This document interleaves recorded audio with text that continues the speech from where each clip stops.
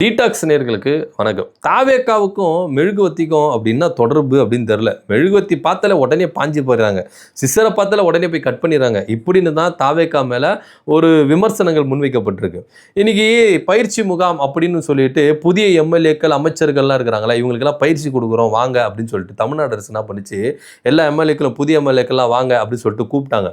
இதில் பல எம்எல்ஏக்கள் போலன்னு வச்சுக்கோங்களேன், நிகழ்ச்சி தொடங்குறதுக்கு முன்னாடி குத்துவிளக்கு ஏற்றி தொடங்க வைக்கணும், அதனால் மெழுகுவர்த்தி வந்து முதலமைச்சர் கிட்ட கொடுங்கப்பா அப்படின்னு சொன்னோம். முதலமைச்சர் வாங்கி என்ன பண்ணிட்டாரு, எல்லா திரியும் ஏற்றிட்டாப்புல. இந்த விளக்குல திரி இருக்குல்ல, அது எல்லா திரியும் ஏற்றிட்டாப்புல. மரபு என்ன அப்படின்னா, ஒரு சீஃப் கெஸ்ட் வராங்கன்னா அவங்க ஒரு திரியை ஏற்றிட்டு என்ன பண்ணணும், மற்றவங்க கிட்ட கொடுக்கணும். சபாநாயகர் இருக்கிறாரு, அவை முன்னவர் இருக்கிறாரு, கொறடா இருக்கிறாரு, அவங்களாம் சீஃப் கெஸ்ட் தானே, அவங்க கிட்ட கொடுக்கணும். ஆனால் எல்லாத்தையும் நான் தான் ஏற்றுவேன், மெழுகுவர்த்தி என்கிட்ட கிடச்சிச்சு, போன வாட்டி பல்லவி கிட்ட மெழுகுவர்த்தி கொடுக்கல, இந்த வாட்டி மெழுகுவர்த்தி என்கிட்ட வந்துச்சு, நான் தான் ஏற்றுவேன் அப்படின்னு சொல்லிட்டு நார்சிஸ்டிக் பிஹேவியரை வந்து இவர் செயல்படுத்தி இருக்கிறாரு அப்படின்னு வந்தாங்க பாருங்க அதிமுக கோவத்துல.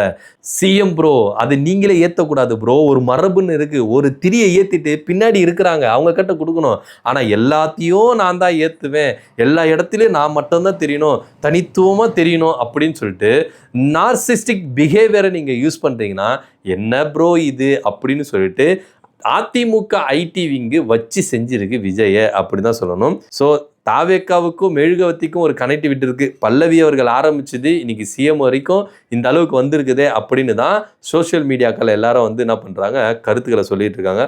உங்கள் கருத்து என்ன அப்படின்றத கீழே கமெண்ட் பண்ணிட்டு போங்க. வணக்கம்.